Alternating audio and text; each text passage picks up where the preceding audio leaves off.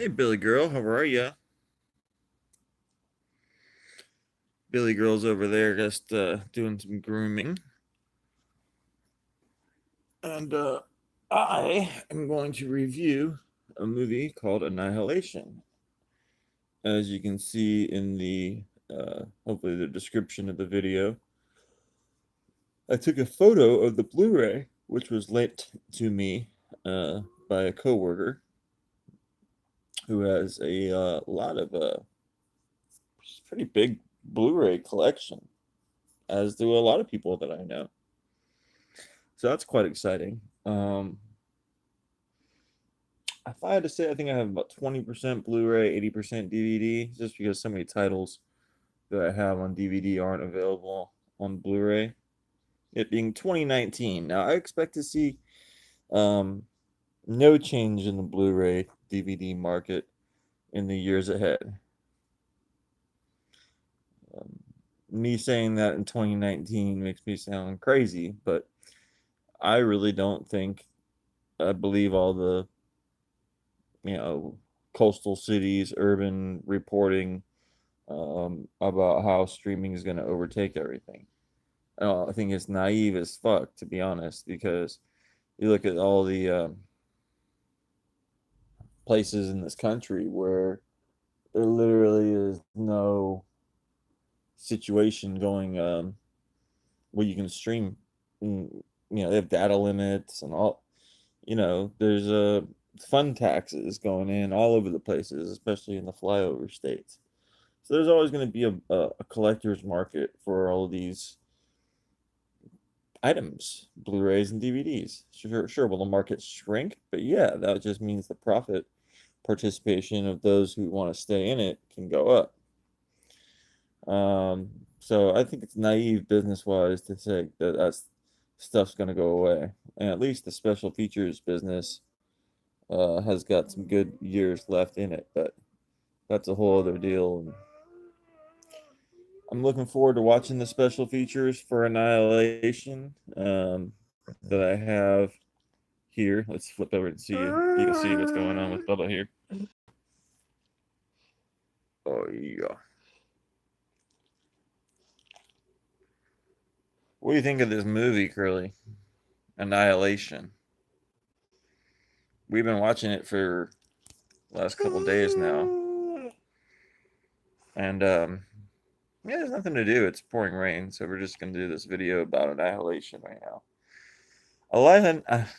Annihilation is a 2018 um, movie that was made by and it's based on a pretty famous book. I know several people have read it.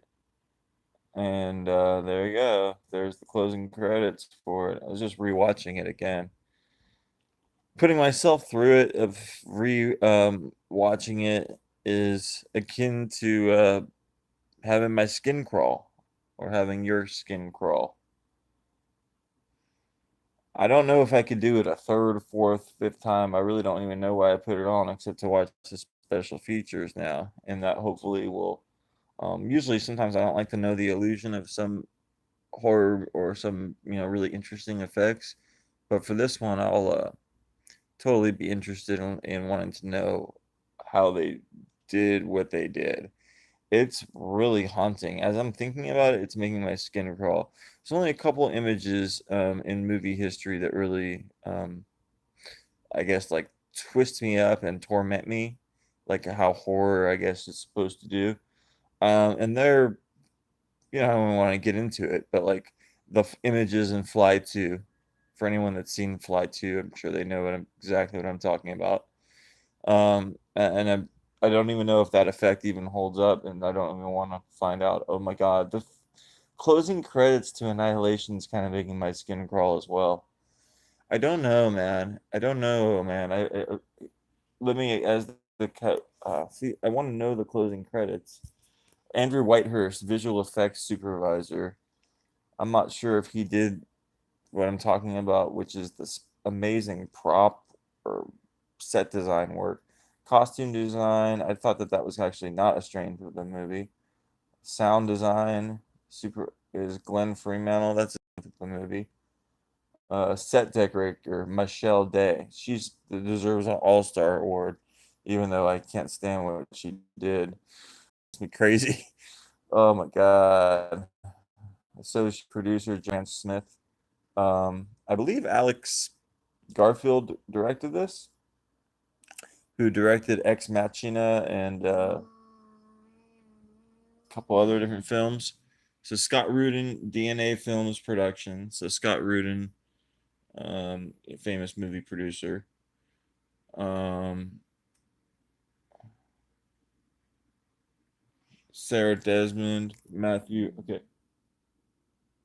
The unit production manager did a pretty good job. This movie has a more thorough look to it. I don't even know if that's the right terminology. More deep and powerful look to it than I expected. I mean, I knew it had a high budget, and not even as high as I had expected. I would say of other movies of its genre. Uh, Not having seen Alien Covenant, it's kind of hard to gauge that completely. But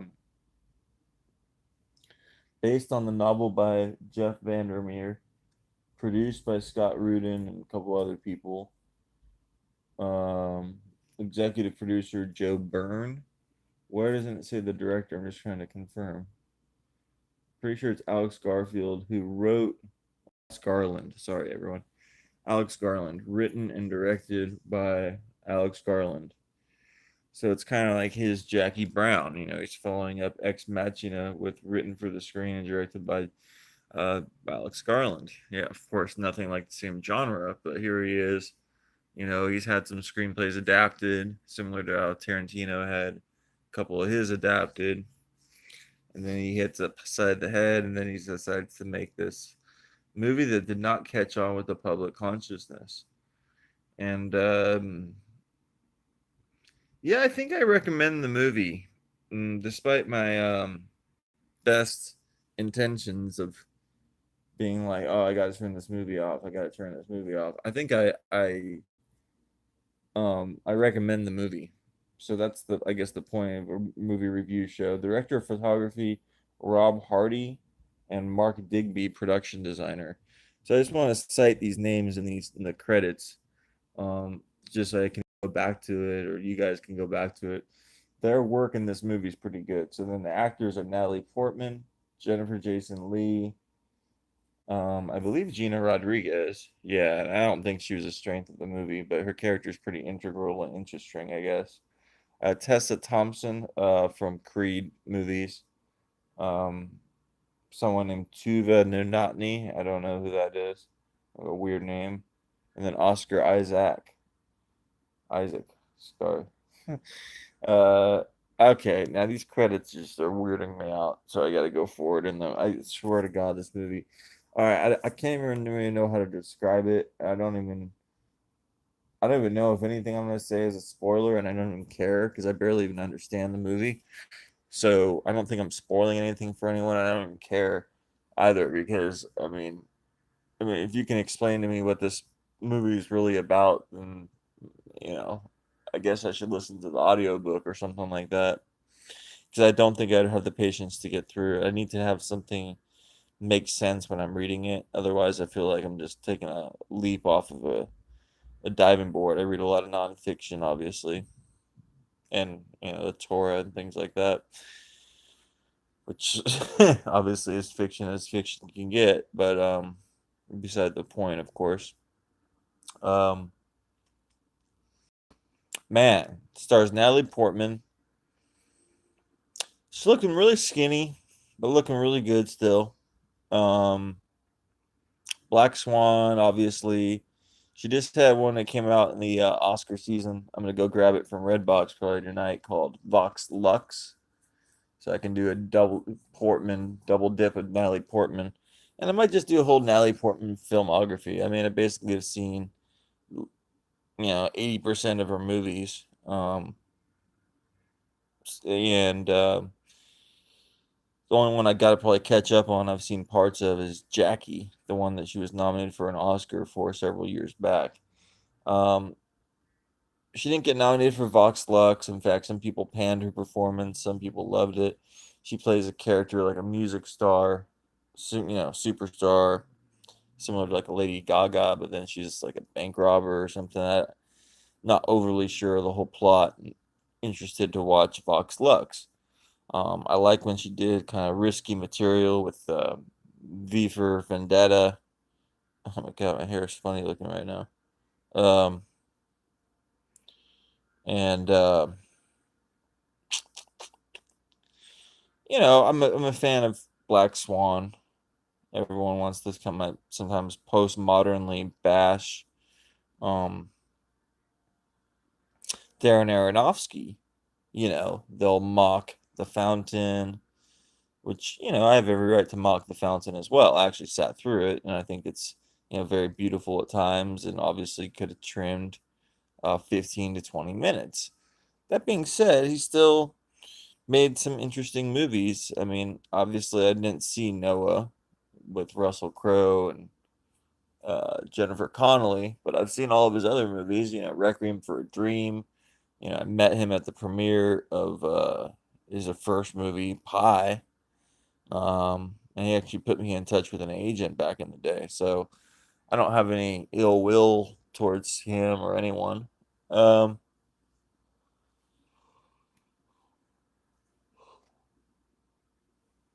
Especially like, I thought this was kind of just a side note, an interesting anecdote. I wanted to kind of process it. I heard Mike Tyson on this Michael Rappaport podcast today. It's completely unrelated to Annihilation, but I just wanted to bring it up. It was from a couple weeks back, and they got to talking about his relationship with Donald Trump. Like Mike Tyson didn't like ever really hang out with Donald Trump, but would go to parties together, parties that Mr. Trump would have or others would have, and then clearly Mr. Tyson, Mike Tyson, got paid millions and millions in some of the fights at the Trump properties in Atlantic City. They go through and talk about his various fights there, fighting at Trump hotels and everything. And Tyson's very brutally honest, says that he feels that he was almost pressured into um, people bullying him, almost saying, "Oh, how could you support this man?" Blah blah blah blah. And then Tyson makes no bones about it, says he doesn't really like what's going on lately, but that this man's never done anything negative against me. In fact, he's always supported me, and he gets into some really personal stuff. Tyson starts saying, when I was, when Tyson's like, yeah, yeah, when I was, you know, uh, Tyson's like, yeah, basically saying that when he was locked up for and convicted or whatever for the crimes he had done, that everyone turned their back on him, especially members of his own community. But Mr. Trump and others, I guess, never turned their back on him, and they were never really super close. But they would go to parties and enjoy each other's company. And obviously Tyson made hundreds of millions of dollars as a fighter, and a lot of them were fights that was in the Trump's domain. So Tyson thought about it and said, "No, I'm never going to say anything." And he actually said something very even honest.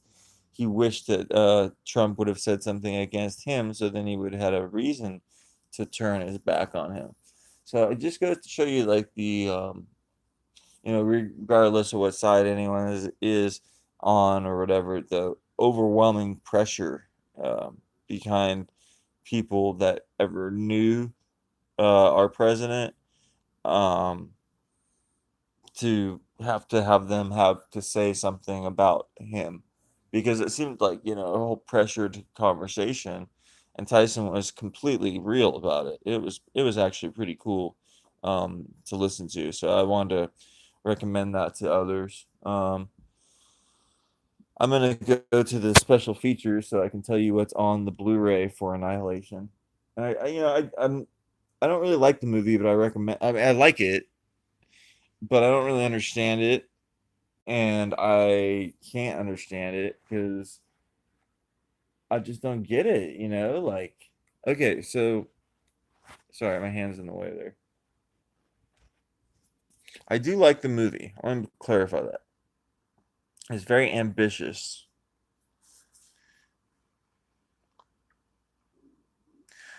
Okay, Natalie Portman was when in the army, and her husband was in the army, and her husband's Poe Dameron, Oscar Isaac from Star Wars movies. Hmm. So Natalie Portman's in the army, and this dude's in the army, and I don't know what happens. I think they have some drama, maybe a miscarriage or something. But what's his name stays in the army a lot longer than her, or what have you, and that's a result of how does that result? What's his name stays in the army, and the result from that is that he's missing in action, and then he just shows up, or I'm presumed dead, shows up one day at our house.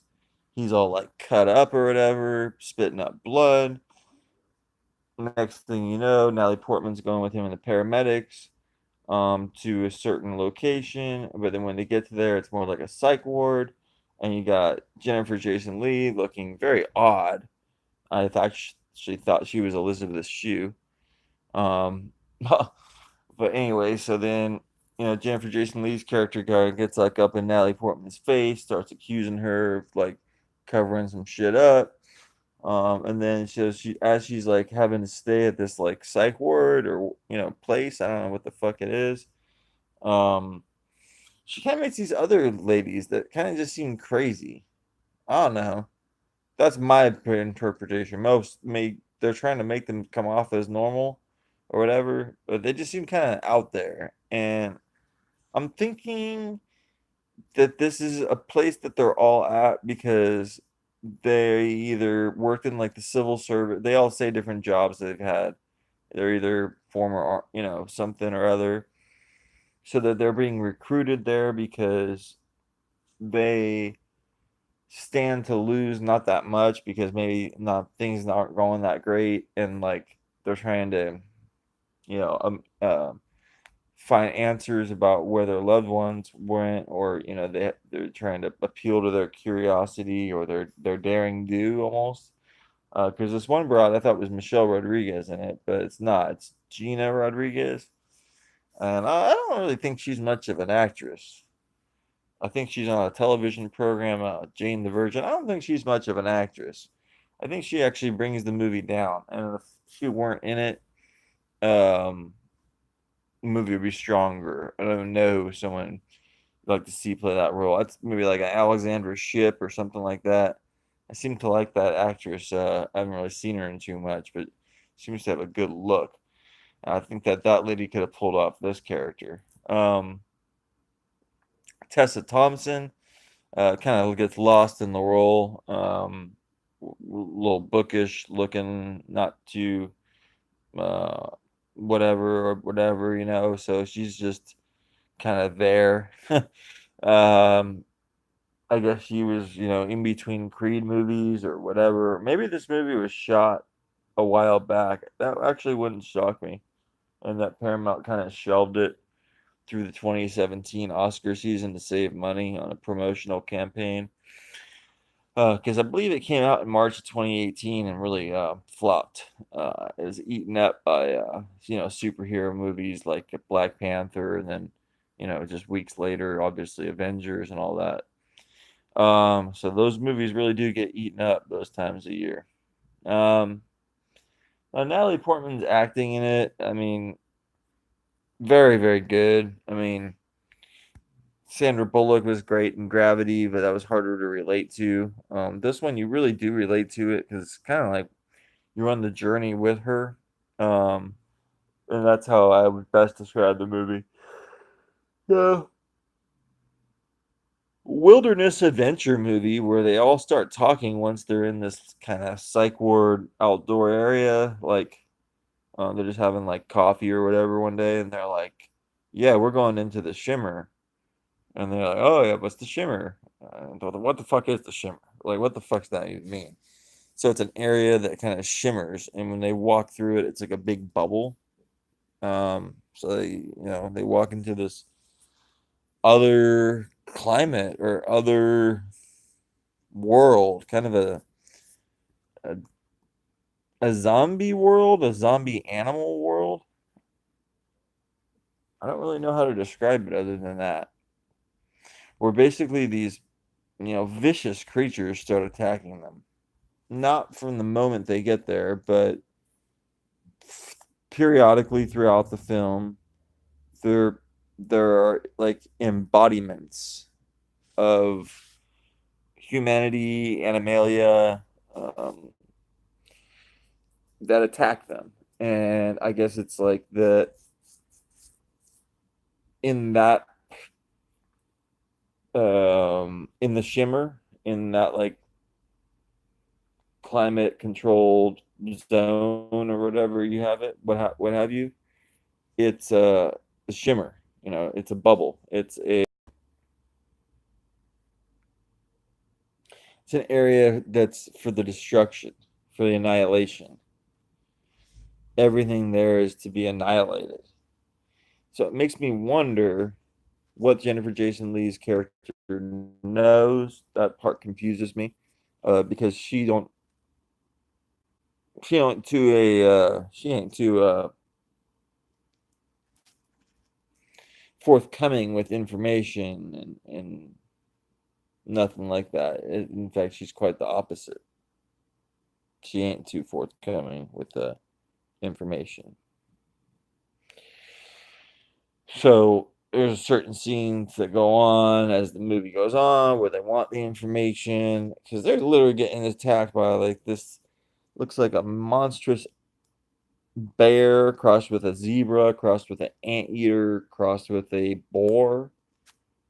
I don't know what you would call that. And then they're getting attacked by like a dinosaur, basically, like a larger than normal crocodile, like an albino beast. And kind of the annoying parts of it are there ones trying to emphasize like Natalie Portman's like this action star. I didn't really buy that. She's kneeling down and shooting like in this, you know, killing this creature, right? Because they have to kill it or they're gonna die at that point. And she just shooting it to excess with this machine gun, just kind of kneeling down and shooting it. And it's like, fuck, I don't really buy that aspect of it. So the parts I like about it are the parts I don't want to watch again once I'm done with it. It's, oh my god, it is, man, it is really disturbing. Um, I mean, I should almost pull up the images so I can react to them. I guess I'll put myself through that kind of torture. I know exactly how to get to the image, so I mean, it is chaotic how, oh my god, and the music that's just constantly going, that's like part of the score.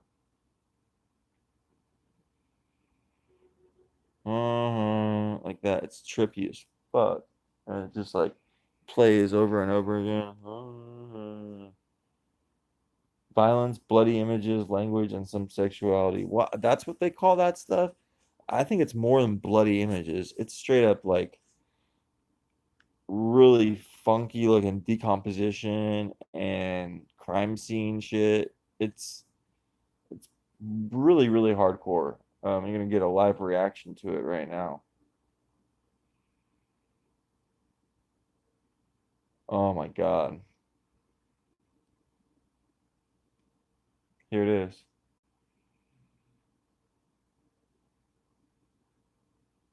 Okay. So they're coming through this thing on a river right now. And they realize, like,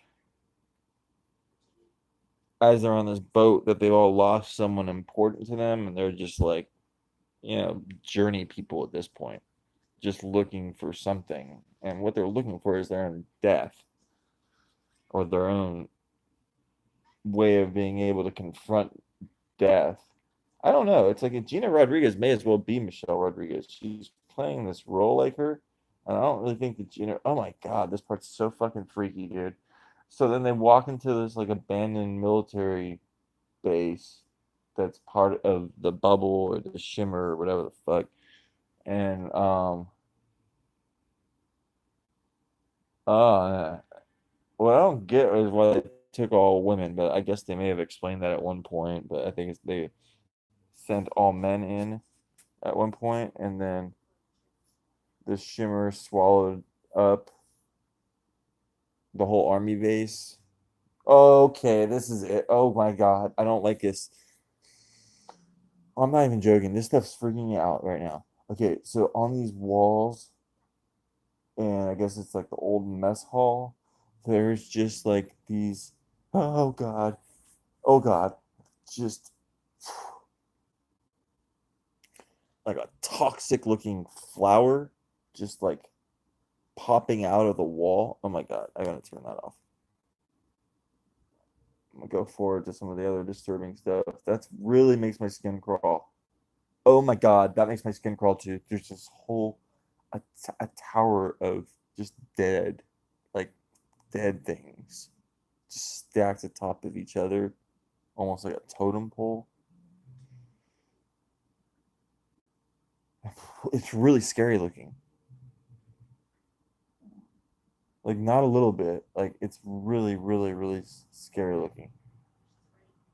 So I guess this implied that there's some like I don't know lesbian activity going on in it between Tessa Thompson's character and Gina Rodriguez. I don't really know if that's what the implication I'm supposed to get is. I know that they make a joke about how she's trying to pick up on uh, Natalie Portman at one point. You know, they're drinking beers at the outdoor patio scene at that psych ward or whatever. And throughout the whole movie, she's Natalie Portman's in this other room getting interviewed. So it's like flashing around as she's getting interviewed by this Asian man who seems to be kind of suspicious of everything that Ms. Portman's saying. So I found that to be an interesting dynamic, but uh, unnecessary. I mean, I don't know what conclusions they even reached really at the end. I mean, everything is kind of muddled in the movie. Um, and it's a highly recommendable movie for the experience and kind of the paranoia of the experience. Now, I don't really know if it got any awards consideration last year at all, but I think if it had been released around October or November, probably would have done a little bit better and probably would have gotten at least some awards consideration for Miss Portman. She did quite well in this film. It's not an easy film to participate in. If she wasn't in it, I don't know if I would like it as much. Like, let's just say it's just an actress I don't really like as much. Be really good to her star power, and whether I like Natalie Portman or I don't, I've liked her for the majority of her career. Was in love with her as a young lad and all that. Um, and her in like a peak performance like this, where she's basically in almost every scene. It's a lot to really. There's a lot to like. If I had to rank some of her better performances, I would say this is right up there. I would say Black Widow, of course, miles be above this. I would say Anywhere But Here, really good performance. Beautiful Girls, a really good performance. V for Vendetta, a really good performance. People always give her a hard time on um, the Star Wars films, but I mean, come on, some parts of them at least had good performances. I don't know if the whole movie straight through would be always a good performance by her, but at least she did some of the physical aspects of the performance always well, and that's something that people um, tend to just poo-poo at. They just act like none of that happened. Okay, so this part's scary as fuck too. They're walking around through like these like areas with orchids and all that. Oh man. All right. So winding down the review, I don't want to reveal too much. They confront a couple beasts. They confront, I guess, things from their subconscious, and they see a lot of dead, decomposition stuff going on that I can't really even interpret overall, except that it's just really disturbing. Um, so I'm really looking forward to seeing like another Alex Garfield, I guess. Very talented writer. I didn't really enjoy Ex Machina at all. At all. I really just like the location, and it's a hotel, I believe, in Sweden or Norway. And I hope to visit the hotel one day. Other than that, I don't think the movie was that creative, and I thought that it wasn't a very good movie. This one, I don't really. Oh fuck! There's one of them creatures again. Oh fuck! This shit makes me my skin crawl. It's like an unnatural looking creature. It looks like it's against nature. It's like a camel deer. Yeah, this stuff's crazy, and they're like thriving off of ash or something. Yeah, no. It's a deer. It's a gazelle with trees coming out of its head. This shit's fucking scary as shit. Like, and like Natalie Portman doesn't even know how to react to that. I mean, that's how would you react to a gazelle with literally a tree coming out of its head? I mean, it's a pretty good question. How would you react to a bear that looks like an anteater and a boar and a zebra all coming at you? You wouldn't. How would you react to like a crocodile that's like way larger than a regular crocodile and that's albino and moving like not like a crocodile? How, you wouldn't be able to react to that. And then at the end of it, I mean, I'm not going to reveal too much, but there's some really crazy looking characters as well. And basically, I don't really know what to say, but like she either like decomposes into herself or she is decomposed. It's something really weird, but like or a cloning situation because there's like this creature that kind of looks like her with no eyes and then with eyes and like an alien, and then it morphs into her, like literally her. I think I don't know, man. This movie is such a trip. Um, I'm highly excited that I was able to at least see it. Some of these movies that are, talked about a lot, I really want to check out, such as Hereditary and a couple other ones. I'm really glad I checked this one out. It's really hard for me to get through this movie though, because it's possibly the most scary movie I've seen. I'm glad I'm kind of watching it in the light of day right now, to be honest. I don't like how things look and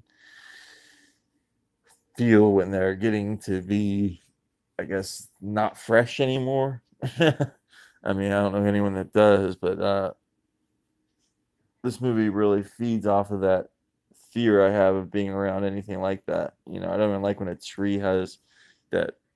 It's hard to even describe. I guess that some of it rotting or whatever. Oh God, So that's something that I just, yeah. I love the outdoors. I'm always outside and stuff, but something I don't really like being around is that, obviously all the things that come with that. I mean, I don't even have to get more specific, but in this in this movie, they get plenty specific, and I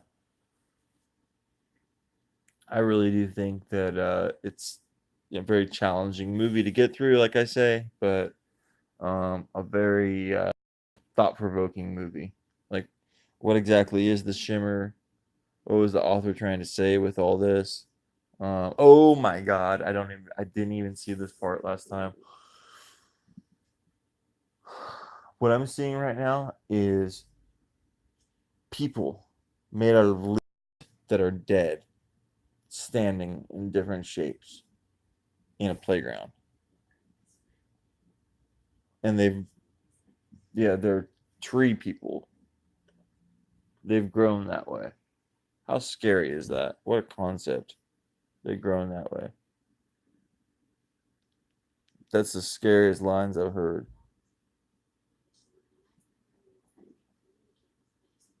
Well, I mean, then there's this overly expository stuff by Tessa Thompson, oh, we're getting blocked from communication outside the chamber. It's like, no shit. So there is stuff like that. So it's not a perfect movie at all, but for the thrills and the horror of it, definitely check this film out. I'm going to sign off, and thank you so much. I enjoyed watching or doing this Annihilation review, and like and subscribe to the Barbecue Network. And, thanks for participation. I will be live streaming later today or putting up more information sometime today, tomorrow. One of those two or three options. We'll have to see where the day takes us. I also want to discuss the cinema convention in Las Vegas and all the big reveals of the new Aladdin footage getting great reviews and the Cats movie by Universal. I think that will be it for now. Bye for now.